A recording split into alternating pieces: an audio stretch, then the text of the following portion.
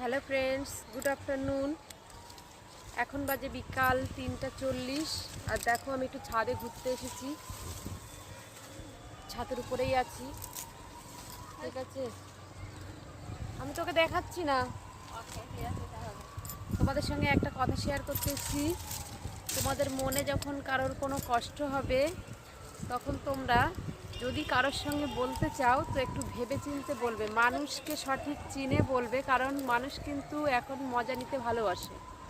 তোমার মনে কষ্ট দুঃখের কথা তুমি তার সঙ্গে বলতে যাবে, সে কিন্তু শুনে নিয়ে সেটাকে নিয়ে কিন্তু সে নিজে কিন্তু মজা করবে, সেটাকে নিয়ে সে উপহাস করবে, কাউকে হয়তো বা বলবে, ঠিক আছে? তার হয়তো সেটা আনন্দ হবে শুনলে। অতএব নিজের মনের কষ্ট আমার মনে হয় কাউকে না শেয়ার করে নিজের মধ্যে রাখাই ভালো। কারণ এখন মানুষ সত্যি চেনা খুবই মুশকিল।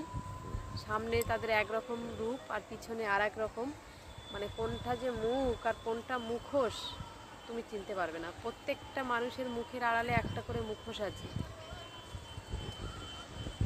তো এটাই বলার ছিল।